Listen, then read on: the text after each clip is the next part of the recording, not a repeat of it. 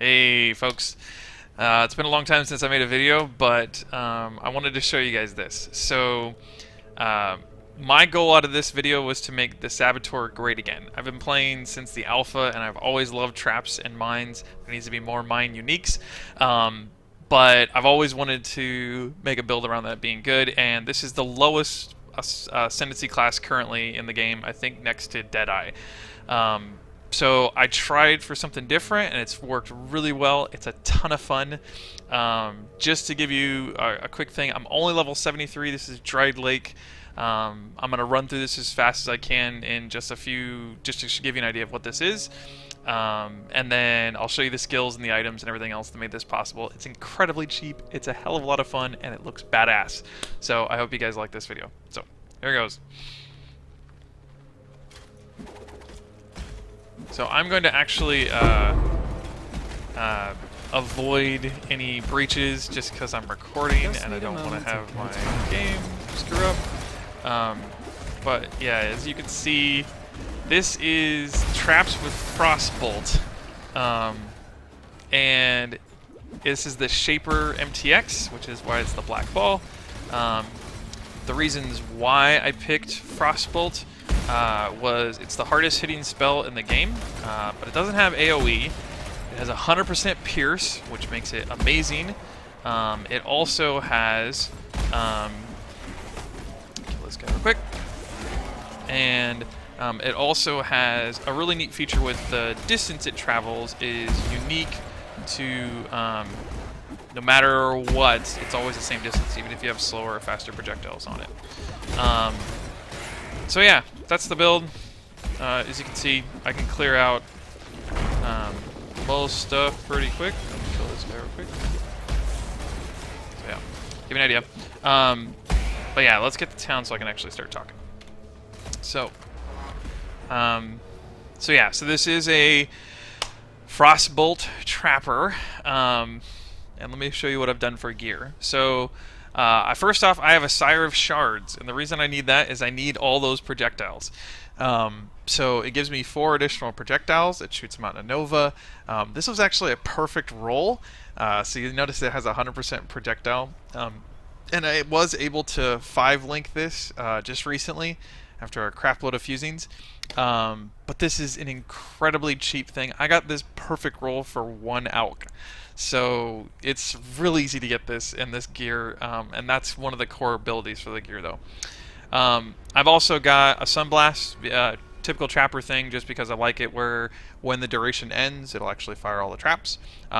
It's actually not that much damage and resist, so I may get rid of this in the longer term just for more defensive stats because my damage is going to go through the roof. But yeah, so that's what I have currently. And then I have a Dordry's Tenure Velvet Gloves for the 50% spell damage. Again, I don't care about cast speed. It's pretty decent damage. I think it's about 10% actually. And I can do a heck of a lot better with better gear. So that'll be something better as well that I'll replace. And then lastly, I have Rainbow Strides. I mainly grabbed this because I needed the resistances at the time when I got it. The block chance is minimal. I think I actually have 4% block on spells. Yay! But the important thing is actually the mod, and this is what I needed the most. 60% increased critical strike chance if you haven't crit recently. I'm a trapper. I never crit, so that means that goes all the time, which is amazing. I also just have like random rares, fixing resists. I have a rare chest that I bought for I think a couple of C, maybe. Same thing for the helm, couple of C. Nothing big. I mean, it's a 270 and it's a 530, so nothing huge. Again, super cheap build. I just recently switched to CI, which is when I decided to make the build. It was at level 70. Again, you don't need crazy gear for it. It's pretty straightforward. For the tree itself, so all I have right now is Chain Reaction. That's huge. Makes it so when one trap goes, they all go. I will be finishing up with Explosive Expert. It'll give me the 10% more penetration, which will be nice.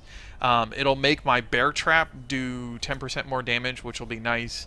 And lesser damage from traps and mines. Meh. The rest of the tree, like, I have no idea why they make this blinding area. It's all garbage. So I'm not going to cover any of that stuff. But yeah, let's show you the tree. So it's really easy. I went for ES. I went for ES. I went for ES. I went for ES. I went for ES. I went for ES. And that's really about it. Beyond that, I've got one trapper node thing here. I've got the two core things here for traps on both sides for the more penetration and so they don't get blown up. And I have some nicer, I guess, jewels. The nice thing about these jewels, again, super cheap. I paid 2C for these guys because nobody is doing an ES trap build at the moment. So 16% trap, 8% energy, and resists. And then the same thing over here. Trap, energy, resists. And the last one is, I think I haven't bought a third one yet. So I just have energy shield. I do have a stone golem, and I plan to use, there's my nice hideout. I plan to use actually the primordial eminence on the stone golem once I can actually get to Zealot's Oath. So I wanted some static regen for my ES, and that's the best way I'm going to be able to do it, I think. So I'm going to just go down here, grab this, and the goal is also to go get this last energy charge, get Faith and Steel, another jewel slot, and then actually take Elementalist. That'll help a lot as well. And then lastly, yeah, over here I need to get this power charge. I need to get Annihilation. Because I'm using a staff, this is a great thing I think too. I can actually grab this whole chain for Serpent Stance, so I can get that node, which is amazing. And then lastly, I'm going to travel down here. I'm going to get another jewel socket. I'm going to get Heart Seeker. And the main reason I'm actually going down this far just for Heart Seeker and a jewel socket is I actually need the dex. Somebody might have better gear to pull it all off, but it's kind of hard for me to get the dex to cover Bear Trap because it's kind of high. So yeah, I need to get higher dex to handle that. As well, I've got not a lot of strength, so I have strength right now on one of my pieces. I need to cover my Immortal Call. I just have Cast when damage taken, Immortal Call, Temp Chains, and Arctic Breath. Pretty straightforward. If I'm fighting a boss, I have Blind and Feeble, Curse on hits, and Orb of Storms. Again, pretty straightforward. And then my main stuff is I have a Frostbolt, 20%. Again, super cheap. I think I paid maybe 3C, maybe for this. Nobody's using these. I have Trap Support, I have Cold of Fire, Cluster Traps, and Trap and Mine Damage. And then I also have Vol Lightning Trap in here as my 6th slot.